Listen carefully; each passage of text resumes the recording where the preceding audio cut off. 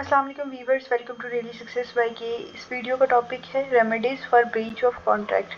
ठीक है, तो remedies for the breach of contract हम देख लेते हैं। इसके अंदर भी आप इंट्रो देखोगे जिसके अंदर डेफिनेशन आपने इस ब्रीच ऑफ कॉन्ट्रैक्ट की कवर करनी है, प्लस आपने इंपॉर्टेंस इसकी कवर करनी है। देन आपके पास आगे आएगी काइंड्स। ठीक है, काइंड्स में आप लीगल रेमेडीज़ भी देखोगे और लीगल रेमेडीज़ की आगे लीगल रेमेडीज़ मतलब मॉनेटरी कंपनसेशन, जिसमें आप पैसों के थ्रू अगर कोई पार्टी कॉन्ट्रैक्ट तोड़ती है तो वो पैसों के थ्रू जो कंपनसेशन करती है उसके अंदर हम लीगल रेमेडीज़ के देखेंगे। ठीक है, वो आपकी टाइप्स उसकी हमने सारी कवर करनी है। फिर उसके बाद आपके पास इक्विटेबल रेमेडीज़ आ जाएंगी, उसकी भी सेम उसी तरह हम डेफिनेशन और फिर टाइप्स देख लेंगे। एप्लीकेशन देख लेंगे जिसके अंदर हमने देखनी है कि लिमिटेशंस क्या क्या हैं, कंडीशंस क्या क्या हैं, रिक्वायरमेंट। ठीक है, तो अब दोबारा से मैं इसको आपको एक दफ़ा रिवाइज करवा देती हूँ। इंट्रो देखेंगे, काइंड्स देखेंगे, लीगल रेमेडीज़ और दूसरी इक्विटेबल रेमेडीज़, और फर्दर आगे उनकी टाइप भी देखेंगे। ठीक है, ये आप क्वेश्चन के अंदर काफ़ी दफ़ा देख भी रहे होंगे पास्ट पेपर के अंदर, प्यूनिटिव डैमेजेस। उस लिहाज से अभी हम वीडियो को स्टार्ट करने लगे हैं। इंट्रोडक्शन। ब्रीच क्या होता है? ब्रीच ऑफ कॉन्ट्रैक्ट क्या होता है? दो पार्टीज़ हैं या दो से ज़्यादा हैं, उनमें से एक पार्टी अपनी ड्यूटी फुलफ़िल करने में नाकाम हो जाती है। ठीक है, अपनी ड्यूटी फुलफ़िल नहीं की, अपना काम अच्छे तरीके से नहीं किया या फिर टाइम पर नहीं किया, तो वो ब्रीच ऑफ कॉन्ट्रैक्ट कहलाती है। अब ब्रीच ऑफ कॉन्ट्रैक्ट हमने देखा दो तरह के होते हैं। ठीक है, लेकिन आपने क्योंकि यहाँ पे इंट्रो लिखना है तो इंट्रो बस आप छोटा सा लिख दो अपनी मर्ज़ी से कि इसका इम्पैक्ट जो है वो आता है फुलफिलमेंट कॉन्ट्रैक्ट टर्म्स की नहीं होती, जिसकी वजह से पोटेंशियल डिसरप्शंस होती हैं, फाइनेंशियल लॉसेस हो सकते हैं, ऑपरेशनल इश्यूज आ सकते हैं। ठीक है, अब यहाँ पर कुछ टाइप्स मैंने लिखी हैं, वो टाइप्स देख लो। Material breach, a significant failure that undermines the contract's purpose and affects the agreement fundamental, यानी जो कोर पर्पस है किसी कॉन्ट्रैक्ट, जो भी कॉन्ट्रैक्ट के अंदर दो पार्टीज आई हैं वो डिस्टर्ब हुआ है और एग्रीमेंट की जो फंडामेंटल टर्म्स हैं वो इफेक्ट हुई हैं। जैसे a contractor fails to complete construction work on a building by agreed deadline. For example deadline थी 14 अगस्त। ठीक है, और जो कॉन्ट्रैक्टर थे वो उस डेट के ऊपर अपनी कंस्ट्रक्शन नहीं कर सके। This is material breach. Minor breach एक सीरियस, बहुत लेस सीरियस फेलियर होता है, जैसे अ supplier delivers good a few days late but the delay does not affect the business operation significantly, कि आपने कोई चीज़ ऑर्डर की थी लेकिन सप्लायर ने कुछ दिन लेट भेजी लेकिन भेज दी। This is minor breach. Anticipatory breach का मतलब क्या होता है? When indicate before the performance is due that they will not fulfill their contractual obligations. Example, a company notifies its client in advance that it will not deliver, कि मतलब आप पहले से इन्फॉर्म कर देते हो। एक कंपनी है, उधर से आपने ऑर्डर की कोई चीज़, तो वो कंपनी वाले आपको पहले से इस चीज़ का इन्फॉर्मेशन मैसेज भेज दें अपने क्लाइंट को कि हम एडवांस के अंदर आपको इस चीज़ की इस बारे में बता रहे हैं कि हम ये प्रोडक्ट जो है वो अपने टाइम पे नहीं डिलीवर कर सकेंगे। This is anticipatory breach. ठीक है, तो ये मटेरियल माइनर एंटिसिपेटरी ब्रीच ये आ गया। इंपॉर्टेंस इसकी ये होती है कि ये इन्फोर्स करने के अंदर बहुत इंपॉर्टेंट, कॉन्ट्रैक्ट को इन्फोर्स करने के अंदर बहुत इंपॉर्टेंट रोल प्ले करती है। और दूसरा इसका रोल बहुत अच्छा रोल प्ले होता है कि ये जो भी लॉसेस, अगर कोई एक कंपनी अपना कॉन्ट्रैक्ट तोड़ रही है तो उसकी बेस के ऊपर ज़ाहिर है दूसरी कंपनी उसका लॉस भुगत रही है, तो वो रेमेडीज़ का मकसद ही ये होता है कि ताकि आपको कंपनसेशन प्रोवाइड की जाए, दूसरी नॉन ब्रीचिंग जो पार्टी है उसको कंपनसेशन प्रोवाइड की जाए। काइंड्स लीगल है, दो मेन काइंड्स हैं, एक लीगल है, दूसरा आपके पास इक्विटेबल है। ठीक है, ये आपके पास आ जाते हैं कि फेयरनेस और नॉन मॉनेटरी रेमेडीज़ बेसिकली होती हैं जिनके अंदर पैसे शामिल नहीं होते। लीगल रेमेडीज़ वो होती है जिसमें आप फाइनेंशियल कंपनसेशन देते हो अगले बंदे को। ठीक है, डेफिनेशन क्या होगी? Monetary compensation awarded to the non breaching party for losses incurred due to the breach, यानी आप मॉनेटरी कंपनसेशन दोगे।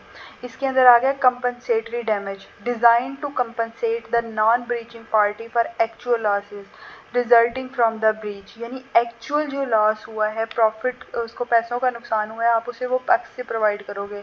लॉस ऑफ प्रॉफिट या फिर cost of replacing goods, compensation for income loss due to the failure of a business party, यानी ये दो parties हैं, एक इसको यहाँ पर ये वाला है डिलीवर करता है इसको प्रोडक्ट्स अपने, और फिर ये आगे आगे सप्लायर्स को जो है वो सॉरी आगे अब कस्टमर्स को देता है, ठीक है।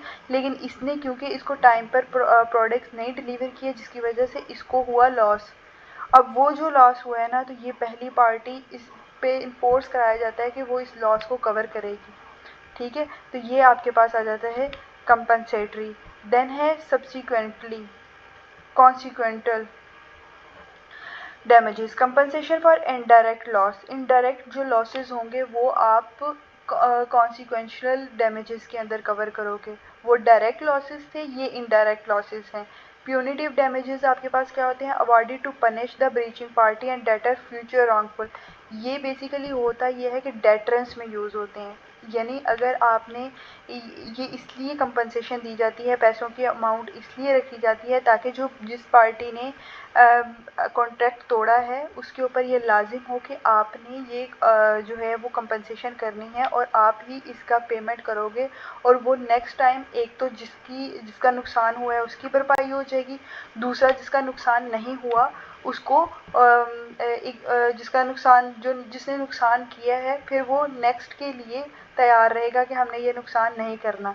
देन है nominal damages, nominal damages basically small amount of money दी जाती है जब भी कोई ब्रीच ऑफ कॉन्ट्रैक्ट होता है, ठीक है। कोई सिग्निफिकेंट फाइनेंशियल लॉस इसके अंदर नहीं होता, लेकिन ये बेसिकली कोर्ट्स एक तरीका इस्तेमाल करते हैं ताकि ब्रीच अगर होती भी है, कोई मुआहदा टूटता भी है, तो इसकी वजह से ज़्यादा नुकसान ना हो।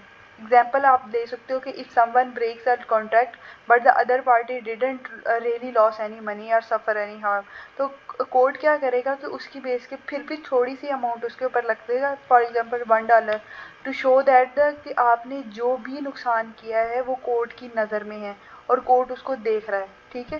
तो ये आपके पास नॉमिनल डैमेज भी हो गया। देन आपके पास आ जाता है equitable remedies. Equitable remedies basically यहाँ पे आ जाएगी नॉन मॉनिटरी, यानी जिनके अंदर पैसे शामिल नहीं हैं, ठीक है, वो आपके पास इक्विटेबल आ जाएगी। जैसे स्पेसिफिक परफॉर्मेंस, कोर्ट क्या कहेगा कि आपने इतना नुकसान किया है, आप अपनी ये जो रेयर या फिर यूनिक आइटम है ना आप उस पार्टी को दे दो ताकि आपको इस चीज़ का अंदाज़ा हो कि आपने जो ब्रीच ऑफ कॉन्ट्रैक्ट की है वो हमारी नज़र में है। इंजक्शन, कोर्ट कोई आर्डर दे देगा, प्रिवेंट कर देगा, जिस तरह कॉन्फिडेंशियल इंफॉर्मेशन प्रिवेंट नहीं कर सकते हो, ठीक है, या फिर blocking a former employee from working with a competitor as per the, बाज़ औक़ात आप देखते हो ना कि एक कंपनी छोड़ के आप दूसरी कंपनी में नहीं जा सकते हो, ये दोनों कंपनीज कंपैटिटर कंपनी है, तो वो कॉन्ट्रैक्ट के अंदर आपको साइन लेते हैं कि अगर आप हमारी पार्टी छोड़ते हो, अपनी कंपनी से रिज़ाइन करते हो, तो आप हमारी कंपैटिटर कंपनी में जाके काम नहीं कर सकते हो, ठीक है। फिर उसके बाद रिसेशन का प्रोसेस यूज़ हो सकता है या रीफॉर्मेशन का प्रोसेस हो सकता है, मतलब जो भी कॉन्ट्रैक्ट की टर्म्स होती हैं उनको दोबारा से रिवीजन की जाती है ताकि वो जो ओरिजिनल एग्रीमेंट है उसके साथ अलाइन कर सके, ठीक है। अब है आपके पास थर्ड आउटलाइन जो कि है एप्लीकेशन ऑफ रेमेडीज़। इसके अंदर हम देखेंगे कौन कौन से फैक्टर्स हैं। पहले टाइप्स ऑफ ब्रीच, मटेरियल और माइनर हो सकती है, या फिर लॉस आपका डायरेक्ट भी हो सकता है, इनडायरेक्ट भी हो सकता है, फिजिबिलिटी ऑफ स्पेसिफिक परफॉर्मेंस भी आप देखते हो, ठीक है, फेयरनेस को देखते हो, जस्टिस को देखते हो। अब लिमिटेशन अगर हम देखें तो लिमिटेशन पहली रिक्वायरमेंट ये होती है कि नॉन ब्रीच पार्टी को ये पता होना चाहिए कि अगर इसने पार्टी ने कोई भी हमारा नुकसान किया है, for example you can say कि नॉन ब्रीचिंग पार्टी को इतना होना चाहिए, उसे सोचना चाहिए, उसे ये ट्राई करनी चाहिए कि जो अपना उसे लॉस हुआ है ना वो उसको कम करे ताकि जो दूसरी पार्टी है उसको नुकसान उठाना पड़े और नेक्स्ट टाइम वो ऐसे ना करे, ठीक है।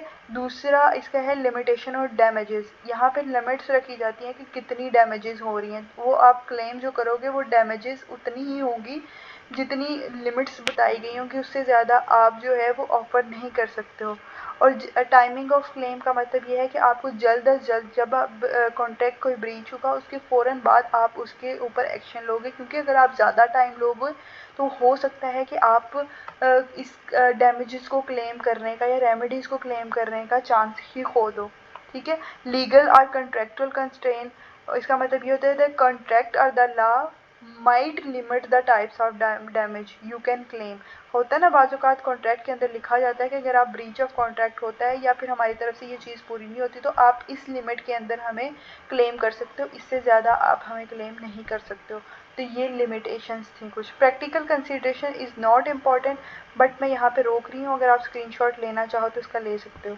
गैदरिंग कि आपने एविडेंस गैदर करने हैं, रिकॉर्ड ऑफ कम्युनिकेशन आपके पास होना चाहिए, फाइनेंशियल इम्पैक्ट का पता होना चाहिए, कॉन्ट्रैक्ट टर्म्स का पता होना चाहिए। फिर आप डॉक्यूमेंटेशन के जो स्टेप हैं उनको भी रीड आउट करके अगर आपके जहन में रहे तो आप इसको लिख सकते हो। देन ये step for effective legal consultation है, इसको आप ले लीजिए स्क्रीनशॉट इसका। क्वेश्चन प्रिपेयर करोगे, एविडेंस लेके आओगे और लीगल एडवाइस को आप ज़रूर फॉलो करोगे। यही चीज़ें थी इस टॉपिक के अंदर, ठीक है। आई होप सो आपको चीज़ों की समझ आ गई है।